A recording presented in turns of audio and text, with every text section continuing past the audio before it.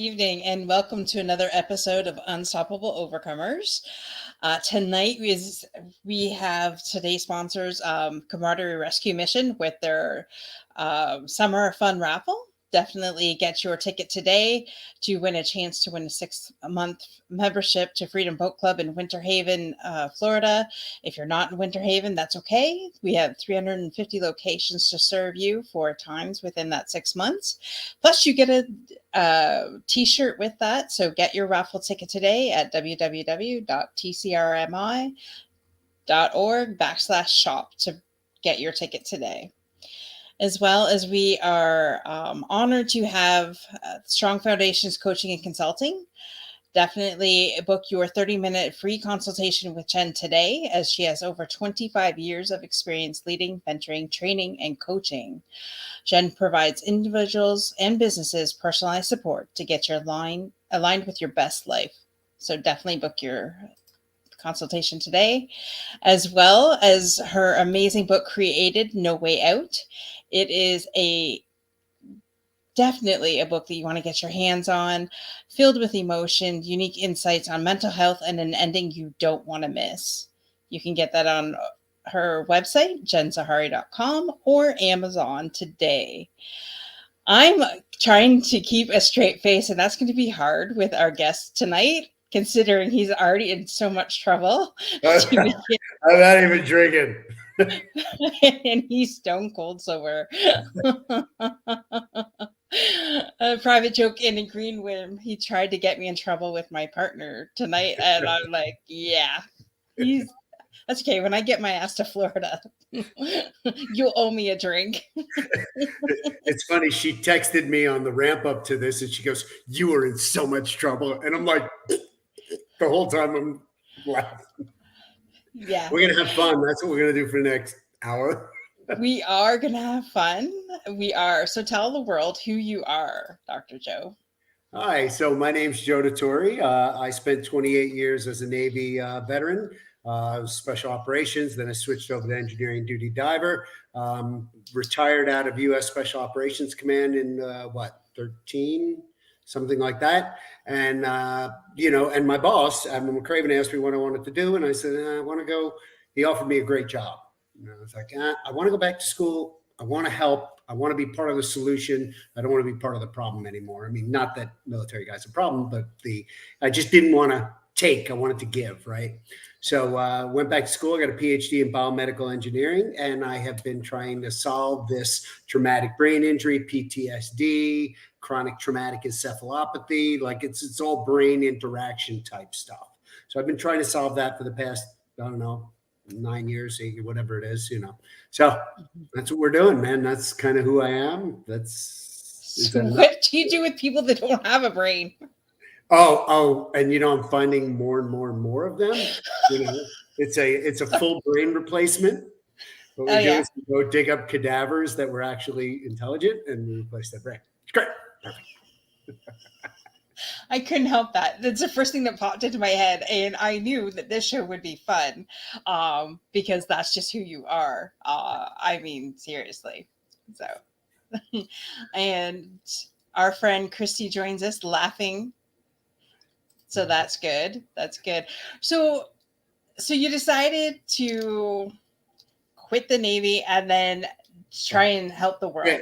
I quit after 28 years. I just couldn't take it anymore. I was like, that's it. 27 years, 8 months, and 19 days. I was like, I think that's long enough. I'm good.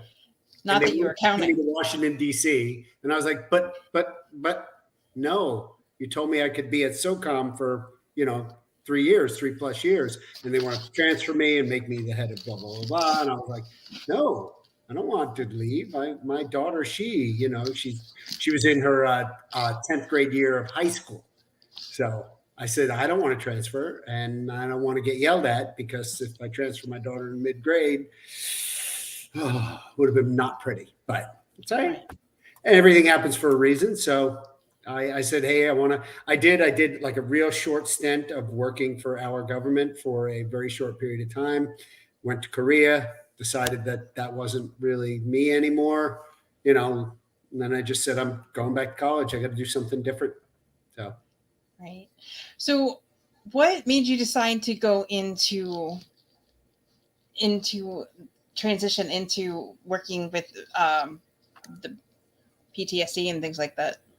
So I had this desire to help people when I retired from the military, and uh, my biking buddy was an admiral, and he and I used to bike on Wednesday mornings here in Tampa. Right, he and I used to go biking on Wednesday mornings, and we'd ride up and down Bayshore, and we'd go out and come back, and we'd just shoot the breeze. And I'm like, listen, I want to try and help vets. 22 a day are killing themselves. They all have post-traumatic, stress. They're all hurting.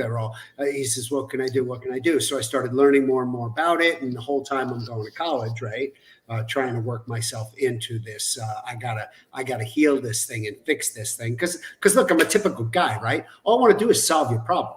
I don't know what your problem is, but I want to solve it. That's my gig, right? So as we're riding, he's like, okay, hold on. And he's like, Admiral McCraven's getting beat up pretty badly in Congress at over preservation of the force and family, and getting preservation of the force and family didn't exist yet, but over the amount of people that were committing suicide, 22 a day. He's like, he's getting beat up pretty badly. You think you could help him? And then he had asked me specifically, would you please be on this preservation of the force and family? And I said, yeah, sure. And that was just, in my humble opinion, Joe's opinion, right? Not to reflect the Department of Defense or anybody that I may be associated with. It wasn't enough. It was a half measure, because what it was a focus, a keen focus on talking about your problem.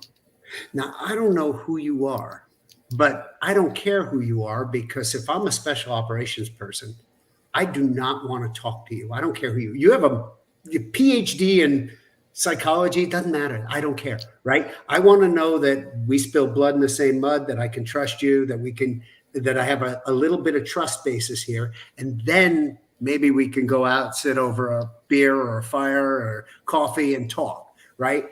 Then and only then. So the whole talk thing was way overrated, and that was pretty much what they wanted to do. So I'm like, okay, you're attacking the problem from only the psychological standpoint, but it's a physiological and it's a physical problem. So it's physical, physiological, and psychological simultaneously. If you fail to address all three at the same time, you are doing a disservice to the person you're working with, in my opinion. Right. So explain to us what it is, because you have a very unique thing that you have going down there in Florida. So tell us what it is, how you treat people. So I'm going to go into the ideology behind all of this. So I was stovepiping myself as well. So here I am telling on myself right in the very beginning, right? So I had stovepiped myself to help only in the physiological realm, right? I was like, I can help. I can use hyperbaric medicine, these pressurized chambers filled with oxygen, and I can help. And I can increase the oxygen carrying capacity to 12 times that of your normal air that you're breathing right now. I can heal these wounds. I can heal the wounds that are in the brain. And I was kind of running down the road with those scissors, right? Well, then I was driving from a workout. I was driving home from a workout, and I got T-boned. I drive a 1947 Chevy, and I got T-boned in my side, on the driver's side. I got knocked unconscious, complete loss of consciousness in the car. They dragged me out of the car. I woke up in the ambulance 20, 30 minutes later. Nobody's able to tell me, because I don't know. Got to the hospital, and they were like, hey, guess what? You have a traumatic brain injury. And I'm like, what's that? So I started trying to heal myself again. And then I have all this PTSD from beside it. And, I'm like, I'm a researcher. I know how to do this, but I'm not thinking clearly. So I'm thinking, I'm going to go outside the country and do some of these illegal things. And there are some things that are on the table that are not very good for us. And I'm here to tell you that it's just truly bad to do if you have a traumatic brain injury. So that being said, came back, fell into a deep state of depression. My buddy walks in, and I'm literally bawling at my desk. And he walks in and he goes, what's going on? And I'm like, look, man, I can't get there from here. And if this is the way my life is going to be for the rest of my life, I don't want this. And he was like, hold on a second, motherfucker, because I don't like the way you're talking. Sorry. Oops. He goes, hold on. And he picks up the phone and calls our friend. And he calls our friend and says, hey, Joe needs some sleep and Joe needs some help. So, a psychiatrist, he helped me, made me sleep, gave me some talking to. And then it was like, okay, so now I have my leg up and I start crawling, walking, running. I'm like, okay, I'm going to put hyperbarics in there. Okay, I'm going to put the psychology portion of it in there, right? So it's physiological, psychological, and then it's like the physical aspect of it that needs to be treated as well. So I found a physical therapist. So then I got the set therapy, which massages the occipital lobe and decreases the throughput of the cerebral spinal fluid from about an 11-hour round trip time to about a 2-hour round trip time. And that increases cerebral blood flow, right? So everything that I'm thinking is focusing on cerebral blood flow, so much, and to the point that I would drive home, and on my way home, I would get 40 pounds of ice, and I would literally throw it in my bath, and I would fill the thing up with water, and I would sit in the ice bath for 10, 20 minutes, get out, get in the shower, the hot shower, then get back in the ice tub, then get back in the shower. Decrease peripheral perfusion, increase cerebral perfusion. You see what I'm saying? So when you get into the cold water, it shunts everything and goes to the core. That extra blood's got to go somewhere. Brain, right? So that's just a theory. I'm making stuff up as I go along, right? I don't even know what I'm doing. I'm just making stuff up. I'm going, will it increase cerebral perfusion? Do it. If it does, do it, right? So that was all I was looking at: increasing angiogenesis, neurogenesis, increasing brain-derived neurotrophic factor, all those scientific BS terms. I'm probably way in the weeds. So I developed this entire program out of that traumatic brain injury, healed myself, and then I'm sitting around with a bunch of my buddies on December 28th or 29th, and they're like, well, where do you want to be next year? And I'm like, you know what? I'm tired of going to funerals. I want to do something very, very different and crazy. And they said, oh, what time do you want to start? I'm like, those are my boys, right? We're in 2 feet.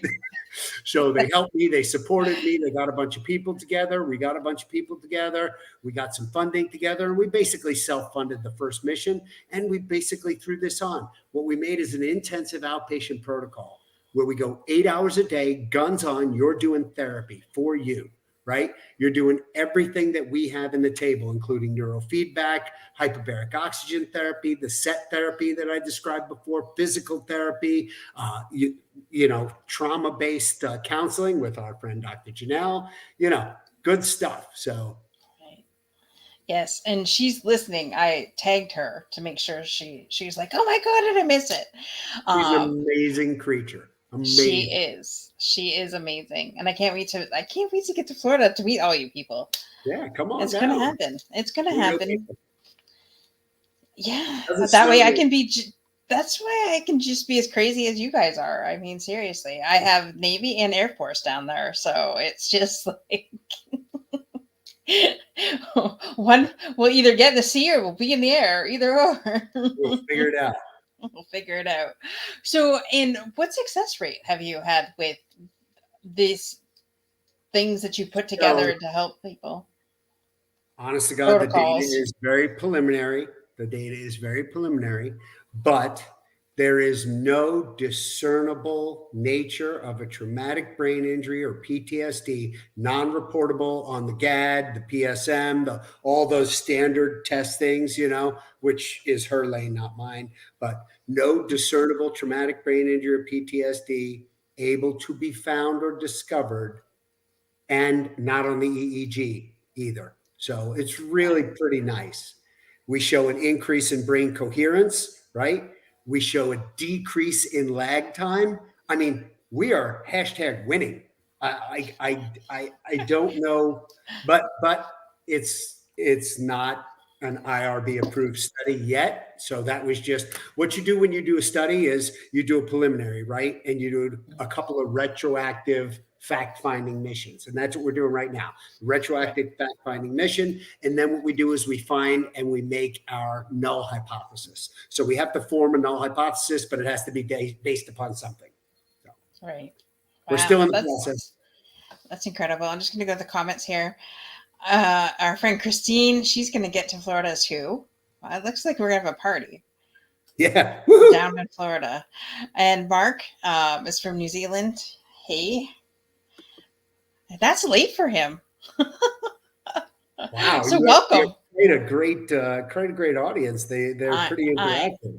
I know. And I put your winning hashtag winning in the Hashtag winning. comments.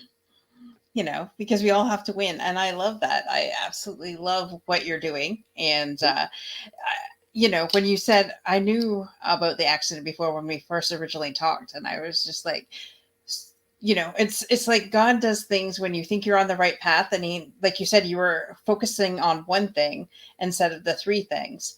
And he's like, nope, to get Joe's attention, this is what needs to happen so that you can focus on all three things. Well, he was like, listen, I've told you now 8 or 10 times, and you just don't get it. So now I have to hit you with a Ford Expedition in your driver's side for you to pay attention to me. And I'm like, oh, yeah, sorry, my bad. And Wendy is joining us. She says, so exciting. She was healed from TBI too, working with Oh, 22-0 and foster kids. That's amazing. very good. Very Very good. good. Yes, absolutely love that. So what would you say to somebody who is on the fence of starting at one of your programs? Well, it doesn't even have to be my program. I can tell you that perfect is the enemy of good enough. And that I've literally lived my life through that axiom, right? Perfect is the enemy of good enough. Start something, do anything. Take the time to heal yourself. Don't make me, the provider, care about you, the patient, more than you care about your well being. So you have to take the time to commit to yourself to help yourself heal. If you come at me with the just fix me attitude, I got nothing. This is at least 70% you. It may be a little bit me, but it's 70% your attitude that you take when I tell you, hey, no drinking, no smoking, no drugs during this, no nothing, no pain pills, nothing. We need to know everything that you're doing, everything that you're working. I want you to get 8 hours of sleep at night. I want you to drink a gallon of water a day. And you don't do that, that's on you. Take the time for yourself. So that's what I say to everybody. Take the time for yourself. When was the last time you took time off to pamper yourself? Because you need it. I don't care who you are. You need it. And I grimaced, but then I remembered I spent all day yesterday outside, laying on a blanket, enjoying a book. That's what Hashtag I did. winning. Was it my Hashtag book? winning. Was What was that? it my book? It will be your book soon. Oh, okay. I am getting your book. I am. And Melanie, hello from Massachusetts. Melanie is next to Kimberly and I, Very cool. massive cheerleader and ally for veterans around the world. Actually, she's about the same as Kimberly and I. And she's amazing, and she's always here for our veterans. So, Melanie, thank you for Thank joining us you for tonight. being here for our veterans. Oh, one Yes. thing that I always like to say in these type of engagements, I have to thank all of you for changing your attitude and thanking the service member and helping the service member. It wasn't always this way. I went in the Navy in 1985. I didn't come out till 2013. And when I went in, there were signs that said dogs and sailors keep off the lawn. Nobody would ever put a sign like that up, and now everybody is thanking everybody for their service. So thank you guys for doing that change in mindset. It's not the service member that's the problem. If it's the government and you disagree with the politics and the policies, I get it. I understand that. But this kid's out there just trying to help. So thank Yeah. you for thanking everybody and helping. If I was to see one of those signs, it would be take the Right? like I would go rip it off myself, and I'm a civilian. And that just is not, yes, in getting with that, one of the biggest things that I've been noticing with our veteran world over the last 6 months is you know the appreciation for what you guys do, and number two, um I'm trying to find different ways to um like while you guys are being okay, I always say this, and correct me if I'm wrong, you guys basically are trained to kill depending on what part of the military you're at. But then you should also be trained how to really get yourself mentally out of those situations where that doesn't happen. And that's why we end up with PTSD when, you guys come home or whatever the case may be. So I'm also part of Angels 14 Friday meetings. And so I'm just like, you know what? By the time we get all this together, all these programs together, we're going to revolutionize everything so that when people come out, hey, we're this 22 deaths by suicide per day have got to get down to nothing, in my opinion. And how we do it, whether it be, training them while they're in or training them when they come out, either or, it's got to be done. Yeah, it needs to become part of the culture and less of the, oh, well, just tough it out, just stick it out, you'll be okay, or you're a wimp, or come on, man, toughen up, you can hang. No, there is no toughen up, you can hang. If everybody was designed to do this job, everybody would be doing the job. It's less than, what are we talking, 2% of the people in the United States have ever served? Maybe it's 3, and my number may be off, but it's a very low number percentage wise that have ever served in any capacity. So it's like, wow, that's really telling, not everybody's cut out to do this job. So these kids that are doing it, man, they need that training. And there's a moral compass going on upstairs, right? You're raised this way for 17, 18 years. You go in the military, you do something, and it's like, it's way off of what your moral compass was. That's a huge problem for a lot of people. So, yeah. Exactly. So we have a LinkedIn user. I'm not sure who it is.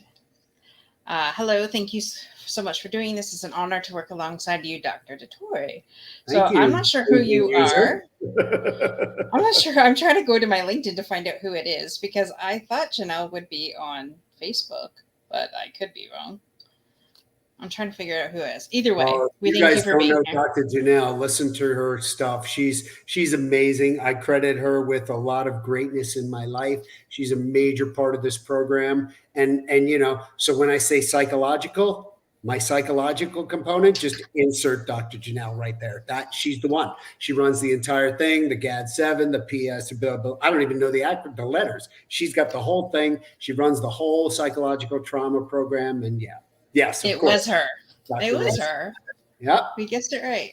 It's my girl.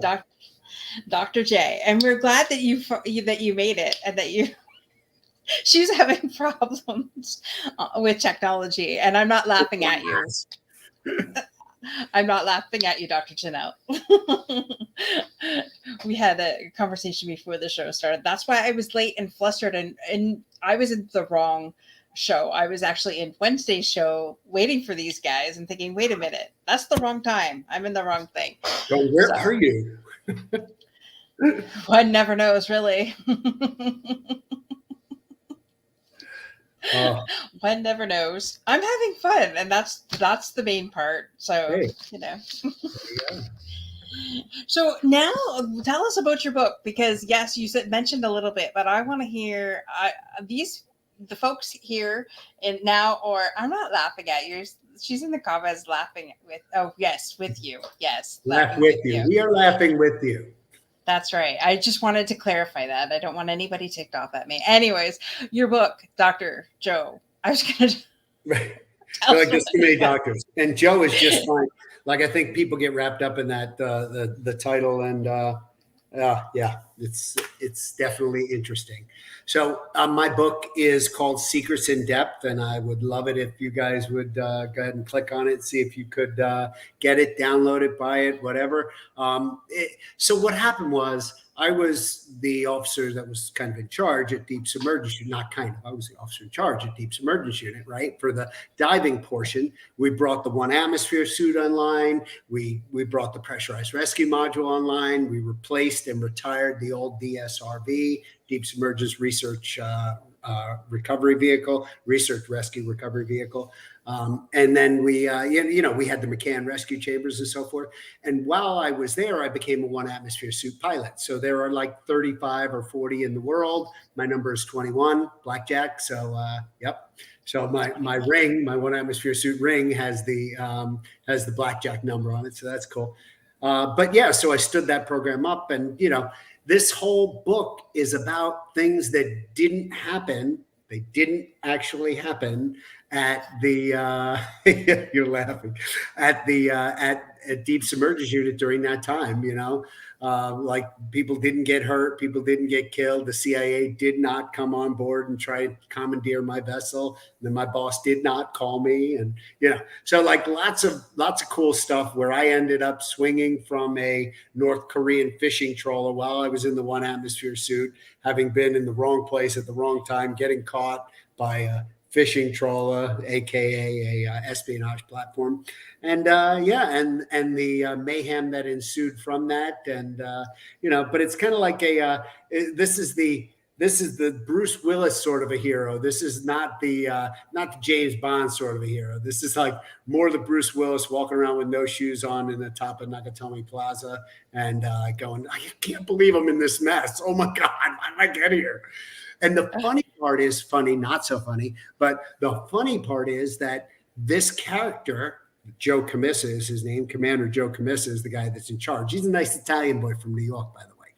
So he had a traumatic brain injury when he dropped back in the water and he hit his head on the top of the suit while he was inside the suit. He got knocked unconscious. He had a traumatic brain injury, PTSD to follow, had, veiled thoughts of suicide, blah, blah, blah. So all of that was very close to home, and like, it's really well described. And when you go through that, you're like, oh, sounds like a stereotypical prefrontal cortex injury to me. Oh yeah. But it didn't really happen. So it's all because I would think like that. I can't even say back to you what you just said. I have no idea. It like kind of went over my head. Oh no, I'm sorry.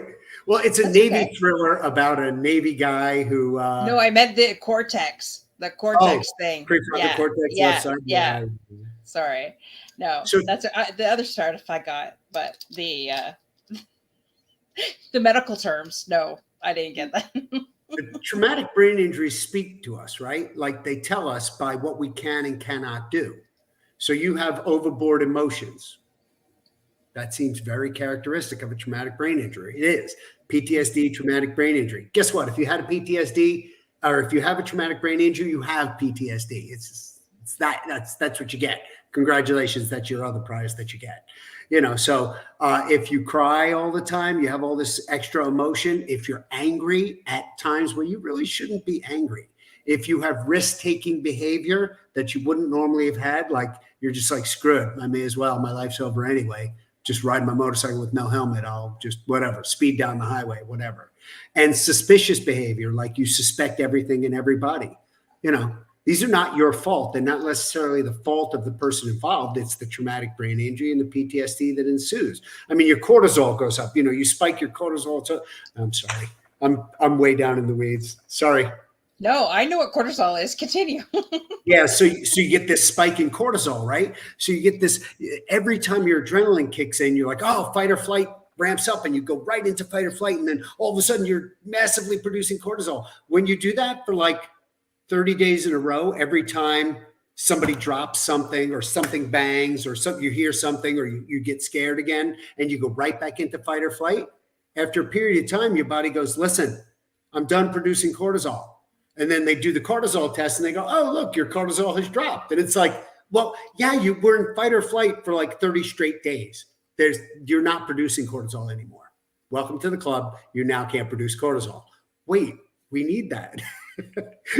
So it's like, these are all second and third order consequences of having a traumatic brain injury, having PTSD, and being in these situations where you're not getting treatment. So, and if you know somebody that has some sort of suspicious behavior, look, if they were one way before something happened and now they're another way, just get them to talk to somebody about it. Get them to talk to somebody that cares. That's it. I mean, recognizing this thing is mostly the problem. because everybody just kind of blows it off. I'll be fine. I'm fine. I'll be fine. Why? Tough it out. That's what we do. Toughen up. I, oh my gosh. I was swimming with my buddy and I swam underneath a cement pier just because I was trying to cut the corner. We were open ocean swimming while we were with my doctor, right? So I'm part of deep submergence unit. I'm the guy in charge, and my doctor and I are swimming because he used to be a Navy SEAL. So we're out and we're just doing our PT in the morning, early morning swim. The pier comes down, hits me in the top of my favorite head, splits me wide open. And I'm like, he's like, oh, you're okay. And I'm like, really? Like, there's a lot of blood. He's like, I'll be fine. So we swim in, right?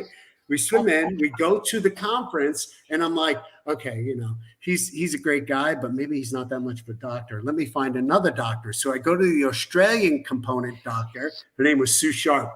And she looks at it and she goes, oh my goodness. Oh, I have just what you need. Here's a box of Harden Up, princess. And I'm like, you did not. But that's the mentality, right? Here's a box of Harden Up, princess. Take 2 of these and call me in the morning. Oh my gosh. Well, I love the way how you described that, because, okay, so for somebody who has had high amounts of stress in their life for years, decades, like 30 plus years, lived their life in this constant state of chaos, that would definitely be a form of PTSD then. Oh yeah. Oh yeah. No question. No question. It's as easy as you having differences of opinion. Like PTSD is one of these, like you say you have PTSD. Anybody can have PTSD from anything. So don't like, and some are here and some are here. Like some are at ridiculous and some are at, well, you'll be okay. You should be okay, but you can't even rate it because most people, they don't even know what they're dealing with. And then the combination of those things. Well, first this happened, then this happened, then this, then this, then this, then this, then this, then. So before you know it, you're up here and you're like, how did I get here? This was a little thing. It was way down here. So, you got to kind of cut people some slack. I mean, just be excellent to one another. I mean, it's not that hard. I don't know. It's tough. It's tough to concentrate on people. Dr. Royster says, order the book online via Amazon, Secrets in Depth. If you're in Tampa, he will sign it for you, aka Dragon Slayer. Oh my God. Yeah, Dragon That sounds like another story. That's a nickname. Yeah, careful what you do wrong. You will get a nickname. If you do it right, you'll get a nickname. If you do it wrong, you'll get a nickname that sticks with you for the rest of your life. But that's part of the fun, I think. If you have a nickname, then you've lived. If you don't have a nickname, then obviously you haven't lived. Right. You've seen Maverick, right? Right. You've seen the guy with Maverick, Top Gun, the second one. So the guy with the call sign Bob. He never did anything. He was boring. His call sign was Bob. Right. Okay.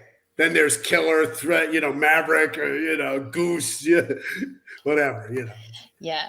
No, I love that movie. I had to drag my husband, who ironically, his name is Joe as well. I'm surrounded by Joes. So anyways, dragged him to the movie, and he admitted afterwards that it was pretty good, but then I didn't find out till afterwards that our friend, forget how to pronounce his last name, Dave, is an extra in the bar scene. So I had no idea. I know, right? Dave from Angels 14. So if you're watching this, I'm serious. So now I'm gonna have to go watch the movie again just so I could see if I could find Dave, because now I know somebody in the movie. Good stuff, man. I know, right? Now we need to be extras in a movie, and they'll, that will just add to everything. So yeah, it'll be interesting. We'll wait till somebody picks up the book and makes it a movie. Then you won't be an extra. Then you'll be in the movie. It'll be great. Then I'll be in the movie. Well, see, that's what's going to happen. Huh? Because the right person, that's what's going to happen. Because the right person is going to watch the show, knows that I'm out to create a veteran series to be nationally syndicated, and eventually a documentary. So if anybody out there that's listening to this right now, contact me immediately, because we need to make this happen, because all of our veterans and their organizations and first responders need more eyes on the prize and what they're trying to do. And we all are, it went from 22 to 28 a day. Hello, we need to do something. Ugh. And I'm like you, right? You started it because you wanted to help, and that's why we started this mission. So yeah. So anybody out there that can help us, we greatly appreciate it. Yeah, absolutely. Look, knowledge is power. Get the word out there. Yeah. Yes, exactly. So, Dr. Joe, what would you say is the biggest thing to date that you've overcome? Huh. The biggest thing to date that I've overcome. Wow. Yeah. There have been so many in my life that it's just so I'll tell you the biggest problem that I'm going through right now. So had strabismus surgery when I was young. If you look in the corner of the eye, you can see the little scar from the wandering eye, right? I was that kid in the fourth grade, fifth grade that had the wandering eye, right? So I had that strabismus surgery, pulled the eyes together. For a period of time, I saw 1.5 people. But over a period of time, your eyes compensate. It's called a compensatory mechanism. So your eyes and your mind mix the image, bring it from 1.5 down to 1. Great. When you have a traumatic brain injury, your brain goes into overspeed and you're trying to fix things. So you have a lot of delta, high delta wave action, and all the compensatory mechanisms that you had, all the things you used to compensate for the things that your mind just didn't do, or your eyes don't do, or your ears don't do, they stop working. So your compensatory mechanism is gone. So I'm back to seeing 1.5. So here I am reading technical scholarly papers, and I'm reading the first line here and the second line with this eye. So it's like, what the heck? So it's off, and there's 1.5 of it, the overlap of the word. It's the hardest thing in the world. So I've been just really, really working with the therapist, working with the visual therapist, getting the prisms right in the glasses to get the, and you think, oh, this should be easy. If it was easy, it would have been done a while ago. And we're going on 10 months, 9 months post accident. So we've been working on this for a good solid 7 months. Well, the good news is you are heavily connected to people that can help you. That's the good part. Yeah, the good news is, yeah. That's okay. So, okay, and I mean this as just a joke. So I know, and I know you're the type of person that can handle this. But you know the story of the guy getting kicked with the donkey. Like his vision was bad, and then you got hit by a donkey, and then it fixed it. Maybe that's Yeah. what you need. Wouldn't that be good? No. Sorry. So I think it's funny because you're 100% right. Remember we talked about how you get put on a certain path for a certain reason. And my first book was called Secrets in Depth. My second book is going to be called Why My Traumatic Brain Injury is the Best Thing That Ever Happened to Me. So it's all about me having the empathy for the people who are suffering from traumatic brain injury so that I can help them more, betterer, right? I'm in there, and there's this kid, 240 pounds. He's 30 something years old, wrecked a motorcycle in Cabo San Lucas, came to San Francisco. They didn't realize his brain was swelling, real bad traumatic brain injury, PTSD. He's in an assisted living facility. His mom brings him over to my clinic. He's getting hyperbaric oxygen treatment, gets angry and rips the speakers off the inside of my thing. And the mom is just like, oh, what do I need to do to fix that? And I was like, don't worry about it. Come here, Mom. And I hugged her, and she was like, blah. From that point, all the tears came out. And it was just like that. My traumatic brain injury brought me the empathy I needed to deal with that kid, and make sure that I'm not personalizing this. And that's my other message to people. Please don't personalize the actions of somebody with traumatic brain injury or PTSD. They are suffering. It's not them. Now, if they were an idiot beforehand and they're an idiot now, well, that's their fault. I don't know what to tell you. But if they were a good guy beforehand and now they're not being so nice, right, cut them a little bit of slack. So exactly. Empathy, right? Empathy makes the world go round. I was just going to say that. Yes. Melody says, I think I need to make Joe a Tuesday spotlight. What do you think? I absolutely believe that you should make Dr. Joe the Tuesday spotlight. And so But it's Monday. I know. So Tuesday, you'll be the spotlight. Oh, okay. Melanie is a writer, and Melanie um, is huge on helping our veteran organizations get heard and seen and everything like Oh, that and spectacular. appreciated. And that's what Melanie does. So stay Well, tuned. You may be. She's asking my opinion. I say yes, but it's ultimately up to Melanie because she's the one that writes it, not me. And Christine says, keep you it got up. it, Joe. Oh So yeah. absolutely. And yes, so yeah, just keep on and eventually you'll get from 1.5 to 1 again. Yep, and that's the thing. So you keep trucking, right? You know, look, man. True nobility is not being greater than your fellow man; it's being better than your former self, right? So every day, I just need to be better than I was yesterday. So I got knocked down. Yeah, keep going, keep going, keep going. I mean, that indomitable spirit. You have no choice. What's the option, right? There is no No, other option. zero, right? So you don't have any choice. So keep pressing forward. May as well Right. do it. Put a smile on your face and be good about it. And it'll all work out in the end as it is supposed to. So Exactly. I keep getting that song. I get knocked down, I get back up again. yeah, I got knocked I down, but I get up again. again. Yes. See, you know which one I was talking about. There's two, Yeah, but that I'm you that knew old. which one. Yeah, no. But Christina White is a friend of mine from Facebook. I'm glad she tuned in. I'm real happy about that. So she yes. might have been your listener as well, but No, I was going to ask you after if she was your listener or mine, but it doesn't really matter. I'm just glad she's here. she's So, good people. well, that's good. We'll have to connect after the show, Christine, Yes. for sure. Absolutely.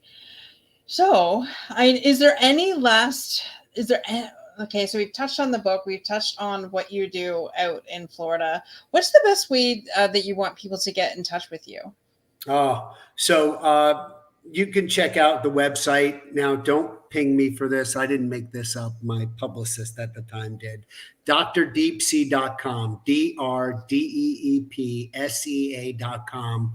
Dr. Deep Sea. It's got all the information you'd possibly need about me, all the Facebook, all the hashtags, all the whatever, whatever, whatever. It's not really my jam, but like I don't do the whole talk about me thing very well, and that's probably part of my problem. But it's a website that talks all about me. Surprise! So you can get all that info, and if you want to contact me there, do that, or hit me up on Facebook, LinkedIn, Instagram, whatever. All those are Dr. Deep Sea sort of hashtags. I'm on Twitter as well, or Joe Dituri. Just Google me, and you will get me. And I'm pretty responsive to people. Ask Christina. She contacted me out of the clear blue sky, and we started chit chatting. And it was like, okay, yeah, Cool, cool. Melody says, watch for it in tomorrow's LinkedIn Spotlight. I will send you a connection after the show. See that? You're spotlighted again. And I did put your I did put your website in the comments. It is in the show notes. You are just so freaking crazy, and I love that. This I'm is trying, stone cold sober too, not a drop. This was right? water. I swear. A little bit of vodka. What up? No, if you're gonna drink, don't drink vodka. Drink tequila if you're gonna drink.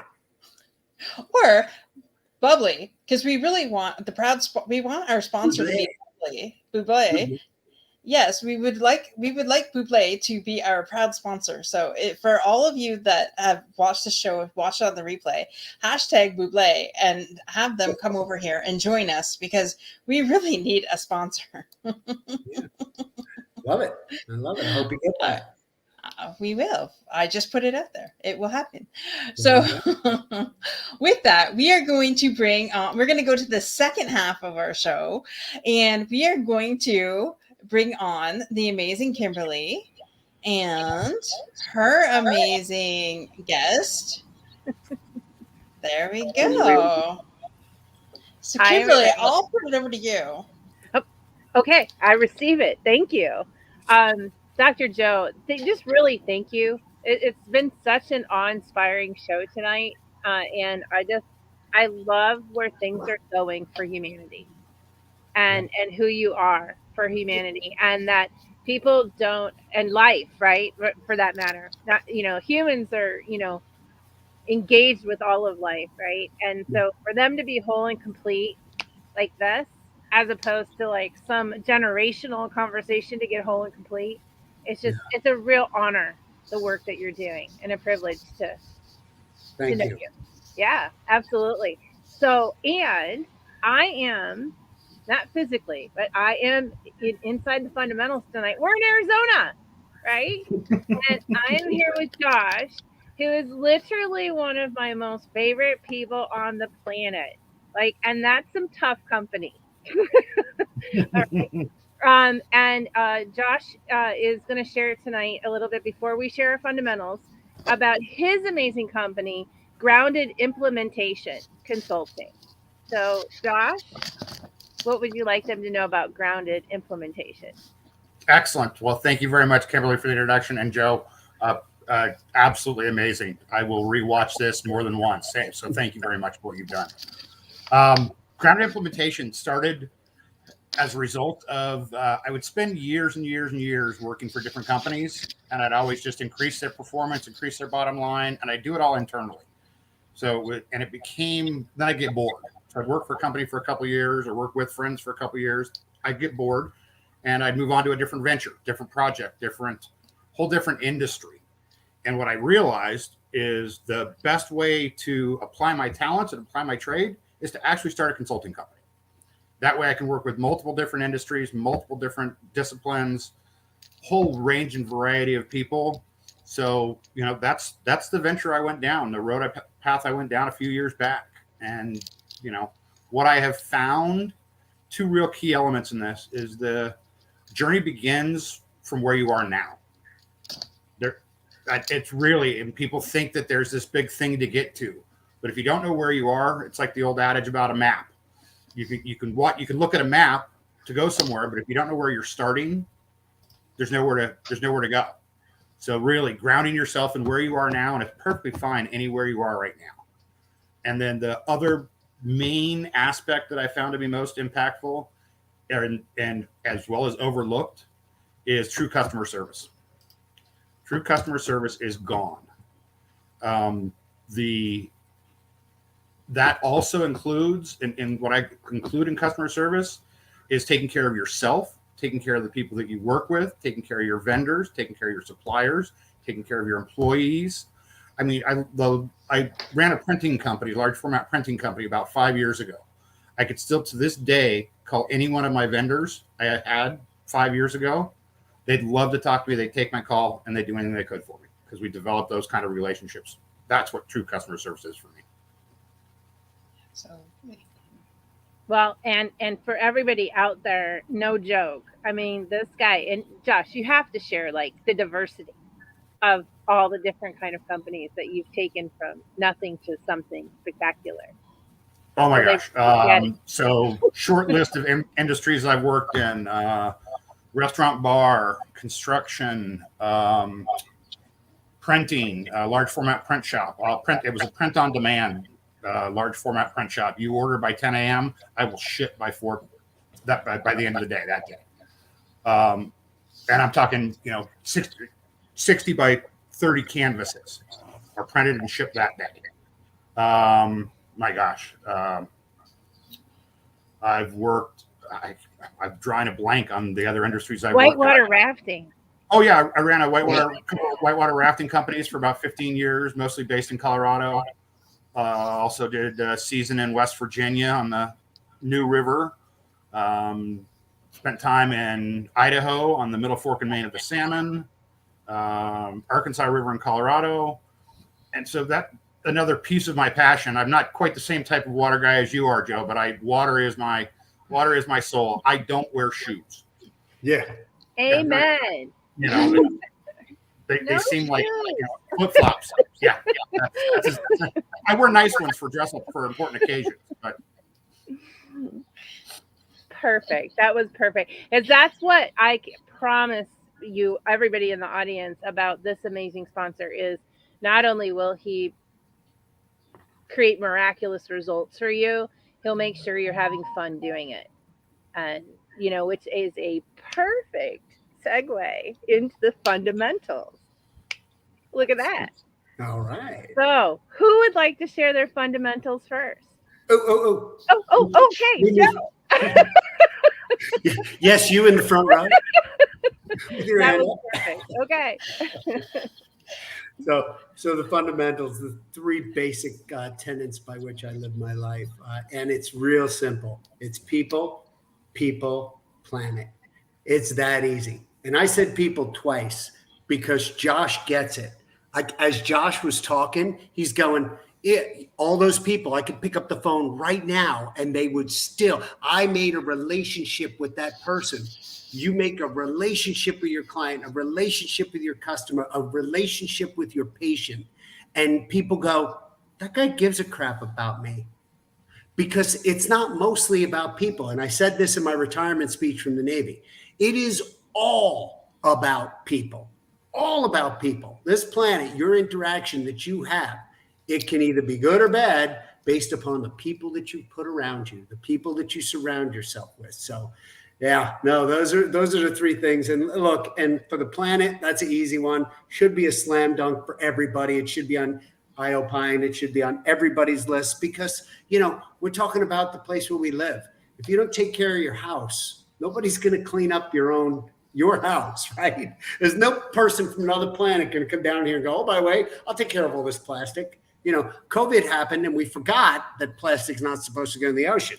It's like, we don't care anymore. We're just going to double up on the plastic, triple up. It's craziness, So we got to still remember those core values that we have. That's why I find it interesting. The core value of people, planet. Stunning. Perfect. Absolutely beautiful. Thank you. Yes. All right. Josh, what are your All right. Absolutely. So one of the tenets and fundamentals that I live by is knowing that this is a journey. There's actually nowhere for me to get to. I am where I am now. I've had successes. I've had non-successes. And, this is a journey. And, second aspect of it is I'm always striving for what's next. What's going to light me up? What's important to me today? What makes a difference for either the planet or the people around me right now? And the last one that I always strive for is it sounds a little tricky, but I'm 100% responsible for how the world occurs to me. And when I take that on, there's nothing I can't do. I'm not afraid to do anything. I'm not constrained by anything. I'm 100% responsible for how the world occurs for me. That is beautiful. So you should capture that somewhere. That is absolutely beautiful because when you think about it, oh boy. Yeah, thank you. It's one of those things that I actually started playing with about 20 years ago, and I still peel the onion back on that one.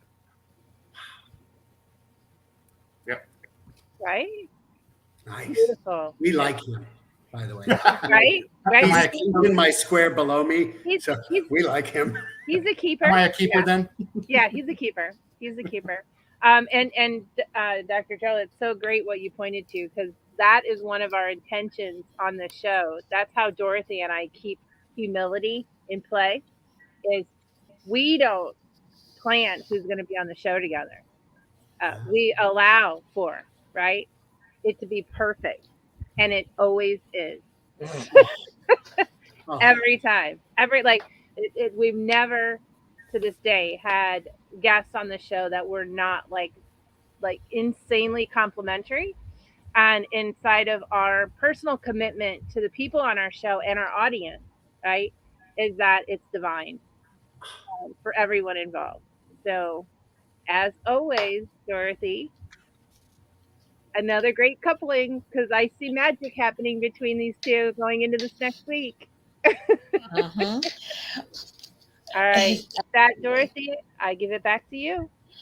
Josh, where can people get a hold of you at? Where do you want them to? I'm putting it in the show notes in the comments as we go here. So how would Understood. you like? I don't have everything I've ever done is word of mouth. I don't have a website set up. I don't have anything like that. I will get a good way to get a hold of me and get that to you guys. Dorothy, what I can put in for you for the audience, and something to put in with the audience, which is actually a win for everyone, of course, is that how they can get a hold of him is through us. Okay. Josh's filter, pretty much how he manages is how people come into him and who they come into him through. He gets requests globally for his involvement, and he doesn't answer most of them. So the audience's best, way to access what he has to offer is through you and I, and the show. Got it. Cool. Love that. Absolutely love that. Thank you so much, Josh. That was, I wrote it in the comments. I'm 100% responsible for how the world occurs to me. That is like insane. Insanely good. Excellent. Insanely good. Thank you. Wow. That is another amazing episode of Unstoppable Overcomers. I just want to thank everybody in the comments for joining us. And I want to thank Dr. Joe and Josh for being here tonight. Look at that. JJ, I just like, hello. Anyways, do either of you gentlemen want any last words before we wrap this completely up? Gratitude. Thank you, guys. I mean, if it wasn't for people like you, we wouldn't have a way to talk to people, get our word out, and hopefully help more people. So thank you for what you do. I'm humbled. Our pleasure. And I can't say it any better than he did. So I will second that. I love this guy. Swear to God, I didn't pay him to say that. It's amazing. Maybe Josh should be your publicist. I know, right? Wow. All right. I haven't been in that industry before. It'd be worth trying. Yeah. You're obviously you're going to win at it. I mean, you're great at it. Yeah. That is awesome. We'll talk about that after the show because I got a new venture for you. With that, I just want to thank everybody again for joining us, and don't forget to be unstoppable in all you do. And we'll see you next week. Bye for now. Bye. Bye, everybody. Oh.